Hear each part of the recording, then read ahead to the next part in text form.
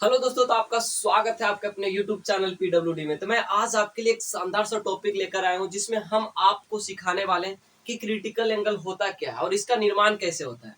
और जब हम लोग क्रिटिकल एंगल के बारे में सही तरीके से जान जाते हैं तो हम लोग जस्ट टोटल इंटरनल रिफ्लेक्शन के बारे में भी सीख जाते हैं। क्योंकि जब तक हम लोग क्रिटिकल एंगल के बारे में सही से जानकारी नहीं मिल पाती तब तक हम लोग को टोटल इंटरनल रिफ्लेक्शन समझने में बहुत ही परेशानी होती है और शायद आपको भी आज से पहले होती रही होगी।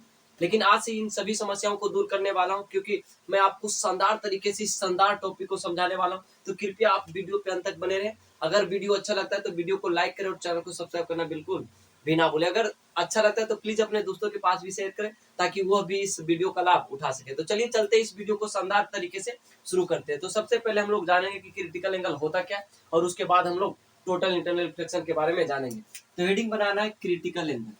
क्रिटिकल क्रिटिकल एंगल है ना। ये क्रिटिकल एंगल का हिंदी जो होता है क्रांतिक कोण होता है। कौन सा कोण होता है? क्रांतिक कोण होता है, या तो कहीं कहीं लिख दिया जाता है चर्म कोण। कौन सा कोण? चर्म कोण। अब बोलेंगे सर ये क्रिटिकल एंगल कैसे होगा, किससे संबंधित रहेगा?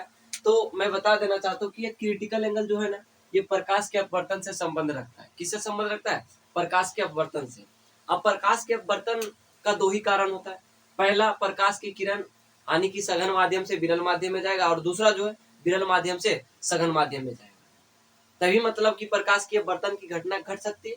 और लेकिन अब कब जाकर ये क्रांतिक कोण का निर्माण होगा, मतलब कौन से माध्यम, कौन मतलब कि जब कौन से माध्यम में कौन माध्यम में प्रवेश करेगा तब जाकर बनेगा।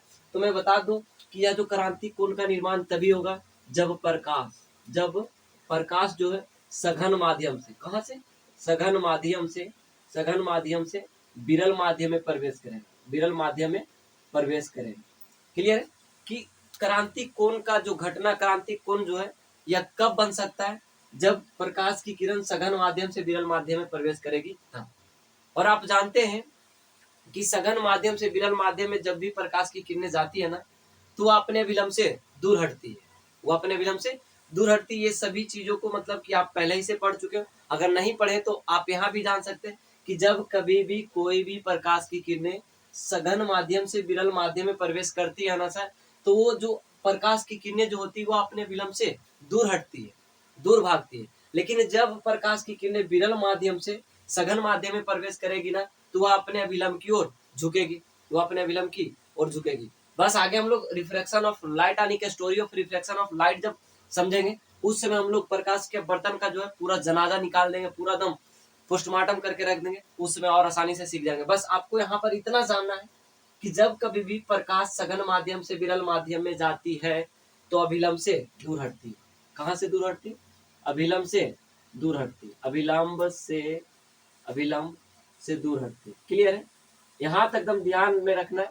और इसके बारे में विशेष चर्चा हम लोग जो रिफ्लेक्शन ऑफ लाइट है उसमें चर्चा करेंगे और बहुत ही शानदार तरीके से करने वाले हैं। आपको इतना में ही ये जो क्रांति कोण टॉपिक है ना, ये आपको समझ में आ जाएगा। बस आपको जानना है कि जब कभी भी प्रकाश की किरणें सघन माध्यम से विरल माध्यम में जाती तो अभिलंब से दूर हटती है। और अभिलंब क्या है नहीं अभी हम तुरंत बताने वाले हैं। लेकिन क्रांति कोण बनने के लिए प्रकाश को हर हाल में सघन माध्यम से विरल माध्यम में जाना होगा। अगर आपसे पूछा जाए कि मतलब कि क्रांति कोण का निर्माण मतलब किस माध्यम से किस माध्यम में प्रवेश करने पर बन सकता है, तो हम याद रखेंगे, ध्यान में रखेंगे कि क्रांति कोण का निर्माण तभी होगा जब प्रकाश की किरणें सघन माध्यम से विरल माध्यम में प्रवेश करेगी तब, है ना। अब जैसे मान लिया जाए हम दो माध्यम को ले लेते हैं इस तरह से। ये बोर्ड जो है इसको दो भागों में कर दिए, है ना, मतलब फाड़ कर नहीं, एक मतलब लाइन खींच कर। ठीक है, मान लिया जाइए अपवर्तक सतह है। अब नीचे जो है डेंसर मीडियम। कौन सा मीडियम है? Denser medium. डेंसर मीडियम बोले तो इसको सघन माध्यम कहेंगे। कौन सा माध्यम कहेंगे? सघन माध्यम कहेंगे। ठीक है, ये सघन माध्यम हो गया। और ऊपर वाला जो पार्ट है, ऊपर वाला पार्ट जो होगा रेयर मीडियम होगा। Rare medium. क्लियर है? रेयर मीडियम कहने का मतलब जो होता है विरल माध्यम। कौन सा माध्यम होता है सर? विरल माध्यम होता है। बहुत ही शानदार है। अब हम लोग कहां से कहां किरण जाएगी? तो किरण जाने वाली है denser medium to rare medium, है ना, यानी कि सघन माध्यम से विरल माध्यम में प्रवेश करने वाली। तो हम एक प्रकाश की किरण लेते हैं और उसके बाद धीरे धीरे हम लोग आपतन कोण को बढ़ाएंगे तब वर्तन कोण बढ़ने वाला है। और अब वर्तन कोण बढ़ते बढ़ते जाएगा, कोई एक ऐसा स्थिति आएगा जहां पर जाकर मतलब क्रिटिकल एंगल आने की क्रांति कोण का निर्माण होगा। ये कोई बड़ी बात नहीं, आपको कंफ्यूजन जो होता है आज उसको दूर करने वाले हैं और कुछ करने वाले नहीं, क्योंकि आप भी जानते हैं, आप भी कहीं ना कहीं पढ़ के ही आए होंगे कि क्रांति कोण होता है क्या, चरम कोण होता है क्या। तो आइए हम उसको अलग तरीके से समझाते हैं। जैसे मान लिया जाए एक नॉर्मल है यानी कि एक अभिलंब है। ये क्या है, एक अभिलंब है ना। इस अभिलंब, ये अभिलंब लिए और यहाँ से एक प्रकाश की किरणें जा रही, एक प्रकाश की किरणें जा रही, ठीक है। ये आपतित किरण है, जो आने की प्रकाश की किरणें जब तक अपवर्तित नहीं हुई है वो आपतित किरण, क्लियर है। इसका रास्ता था ऊपर जाने का, लेकिन ये थोड़ा सा मतलब कि बेंड हो गया। बेंड हो गया मतलब कि मुड़ गया। जो अपना पथ है आने की प्रकाश का वर्तन होता क्या है कि जब प्रकाश की किरणें एक माध्यम से दूसरे माध्यम में जाएगी तो वो अपने पथ से बेंड यानी कि विचलित हो जाएगी। क्या हो जाएगी, विचलित हो जाएगी। और प्रकाश की इसी घटना को हम लोग रिफ्लेक्शन ऑफ लाइट यानी कि प्रकाश के अपवर्तन के नाम से जानते हैं। अब यहाँ पर देखेंगे मतलब कि यह जो है, यहाँ विलंब और आपतित किरण के बीच जो कोण का निर्माण होता है उसे हम आपतन कोण कहते हैं, और आपतन कोण को हम लोग आई से सूचित करते हैं। और यहाँ पर जो है और अपवर्तित किरण के बीच जो कोण है ये अपवर्तन कोण। तो बोलेंगे सर कि इतना तो हमें भी पता है कि ये जो है यानी कि जो आपतित किरण और विलंब के बीच जो कोण बनता है वो आपतन कोण होता है, और जो विलंब और अपवर्तित किरण के बीच बनने वाला जो कोण है अपवर्तन कोण है। तो हम यहाँ पर से एक पॉइंट बताने वाले हैं। पॉइंट क्या है कि हम कह सकते हैं कि ये आपतन कोण अपवर्तन कोण के समानुपाती होता है। कब, जब प्रकाश की किरणें सघन माध्यम से विरल माध्यम में प्रवेश करेगी तब। बोले कि जब कभी भी कोई भी प्रकाश की किरणें अगर सघन माध्यम से विरल माध्यम में प्रवेश कर रही है ना, तो उस स्थिति में आपतन कोण अपवर्तन कोण के समानुपाती होगा। समानुपाती कहने का मतलब कि अगर एक में हम लोग वृद्धि करेंगे तो दूसरा में भी वृद्धि होगा, यानी कि जब एक को बढ़ाएंगे तो दूसरा भी बढ़ेगा, है ना। जैसे कि मान लिया जाए हम लोग ये आपतन कोण को इस तरह से यानी कि आपतित किरण को इधर करते हैं, आगे मतलब कि बेंड करते हैं, है ना, डाइवर्ट करते हैं, तो क्या होता है आपतन कोण बढ़ेगा। और जैसे ही आपतन कोण बढ़ेगा तो किरण भी तो थोड़ा इधर की ओर भागेगी, मतलब अपवर्तित किरण। तो अपवर्तित किरण जैसे ही मतलब कि इस अपवर्तक सतह की ओर भागेगा तो क्या होगा कि अपवर्तन कोण भी बढ़ेगा। यानी कि जैसे जैसे हम लोग आपतन कोण में वृद्धि करते हैं वैसे वैसे ही अपवर्तन कोण में भी वृद्धि होती है। तो हम कह सकते हैं कि जब एक को बढ़ाते हैं तो दूसरा भी बढ़ता है, तो उस कंडीशन में एक दूसरे के समानुपाती होता है। जैसे यहाँ पर क्या होगा कि आपतन कोण अपवर्तन कोण के समानुपाती होगा। अब हम क्या करेंगे, कोई मतलब कि धीरे धीरे ऐसे ही बढ़ाएंगे तो कोई ऐसा पोजीशन आएगा जिस समय मतलब कि ये इस पर यानी कि ये जो अपवर्तित किरण है ये अपवर्तक सतह को टच करके निकल जाएंगे। जैसे कि हम लोग धीरे धीरे ऊपर बढ़ाएंगे, बढ़ाते जाएंगे बढ़ाते जाएंगे, एक ऐसा कंडीशन आएगा कि ये जो अपवर्तित किरण है ना धीरे धीरे मुड़कर ये अपवर्तक सतह पर से होकर गुजर जाएंगी, है ना। तो देखते हैं अगला एक स्टेप और ले लेते हैं। ये मान लिया जाए फिर से ये अभिलंब है, ये क्या है, अभिलंब है। फिर से किरण को थोड़ा मतलब आपतित किरण को डाइवर्ट करते हैं, मतलब मोड़ते हैं, यानी कि आपतन कोण को बढ़ाते हैं। अब थोड़ा सा ऐसे ले लेते हैं, मतलब कि थोड़ा सा बढ़ा लेते हैं आपतन को, ठीक है, ले लिए। अब इसको जाना चाहिए तो ऊपर, लेकिन ये थोड़ा इस तरह से निकल गया, ठीक है। ये हो गया यहाँ पर आपतन कोण और ये हो गया अपवर्तन कोण। देख रहे हैं कि जब कभी भी हम लोग थोड़ा सा भी आपतन कोण को बढ़ाएं तो अपवर्तन कोण भी बढ़ गया है। हम जैसे जैसे इस आपतित किरण को इधर करेंगे तो आपतन कोण बढ़ेगा, और आपतन कोण बढ़ेगा तो अपवर्तन कोण में भी वृद्धि होगी। लेकिन एक ऐसा स्थिति आएगा कि यह जो अपवर्तित किरण है ना इस अपवर्तक सतह से होकर यानी कि अपवर्तक सतह को टच करते हुए आगे निकल जाएगी। जैसे मान लिया यहाँ पर ले लेते हैं, फिर से एक अभिलंब को लेते हैं, ये अभिलंब रहा, फिर से एक किरण को आप अपवर्तित करवाते हैं, ठीक है। अब यहाँ पर से एक किरण लिए, ठीक है, इसको तो जाना चाहिए थे ऊपर से, लेकिन ये किधर चल गया, इधर आ गया, है ना।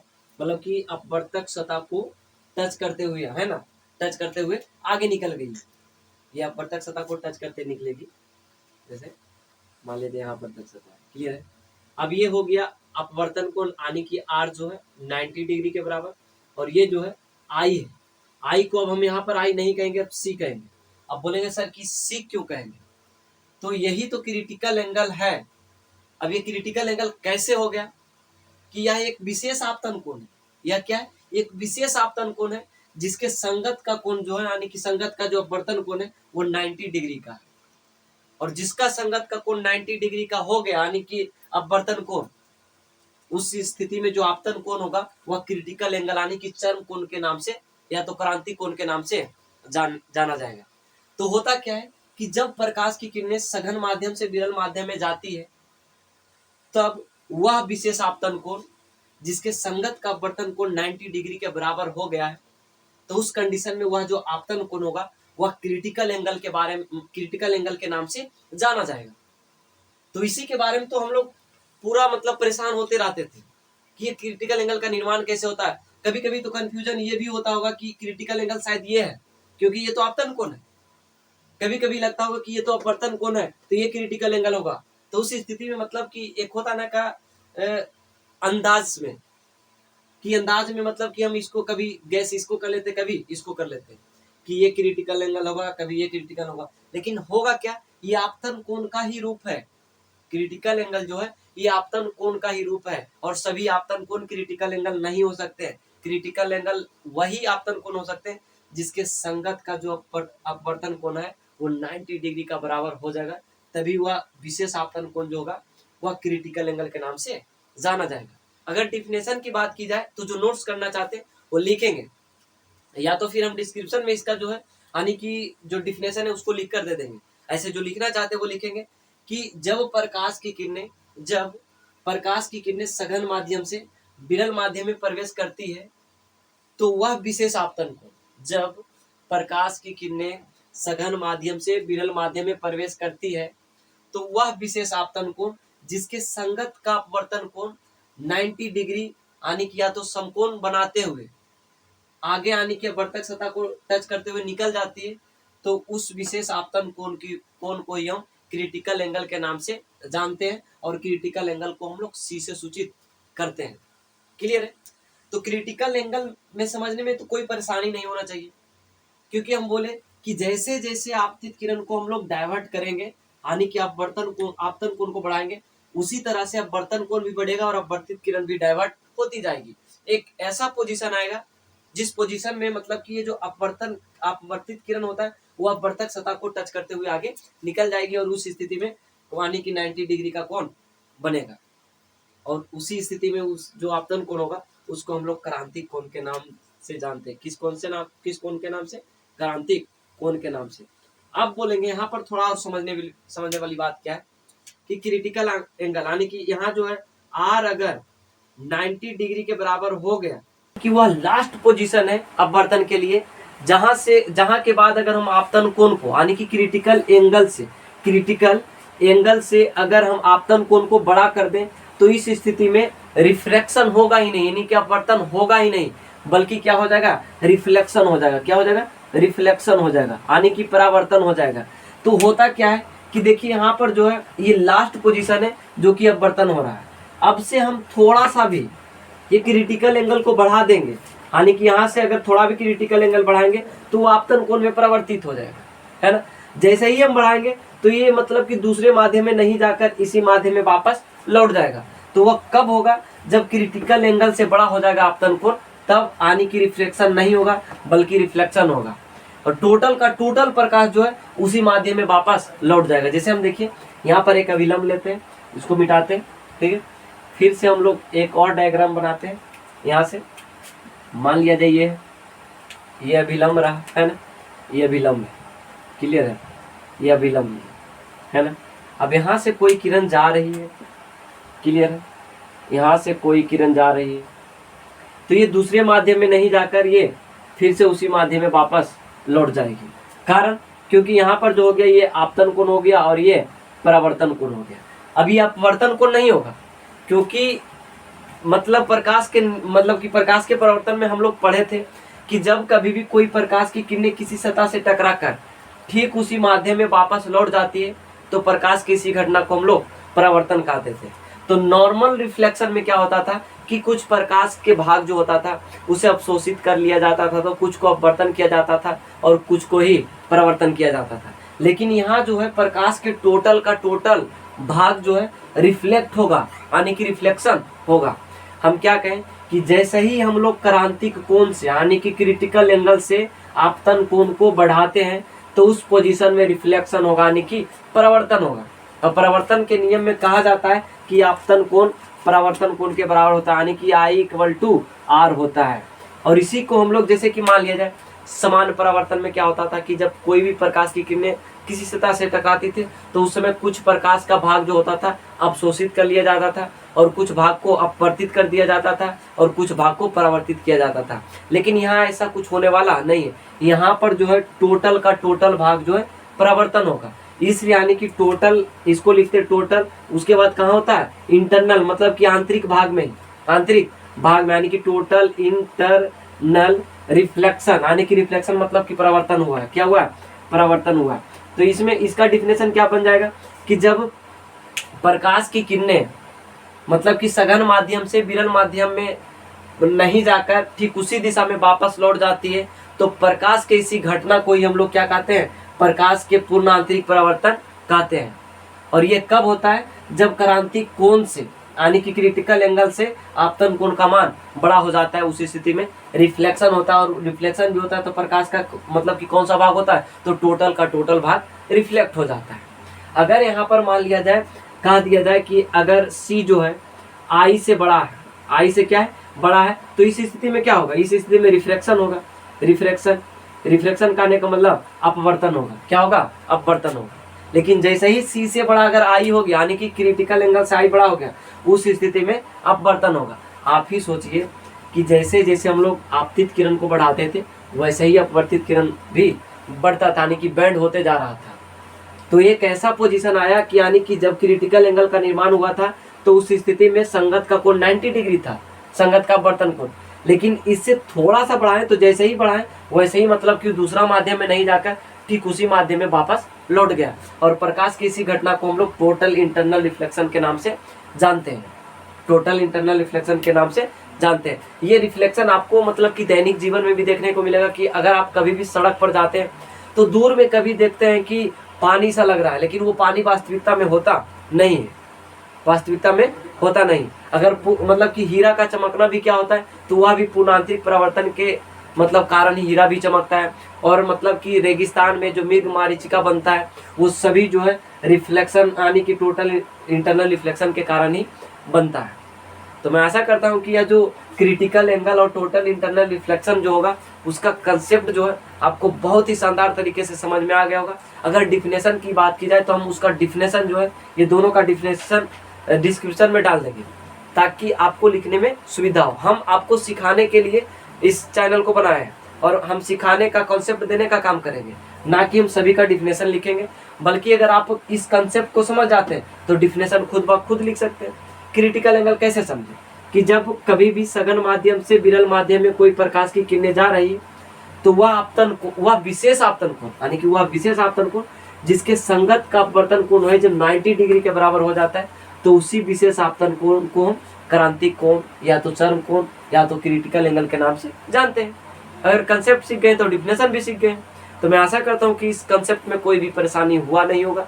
तो इसी तरह का वीडियो देखने के लिए मेरे चैनल को सब्सक्राइब कर लो, वीडियो को लाइक करना बिल्कुल भी ना भूलें। और थोड़ा सा रिक्वेस्ट है कि अगर आपको वीडियो अच्छा लगता है तो प्लीज़ अपने दोस्तों के पास भी शेयर करें ताकि वो भी इस चैनल के बारे में जाने और इस चैनल से जुड़े ताकि इस चैनल का फ़ायदा उठा सके। तो आइए अब हम लोग नेक्स्ट वीडियो मिलते हैं, तब तक के लिए आप अपना ख्याल रखेंगे। टेक केयर, धन्यवाद, जय हिंद, जय भारत।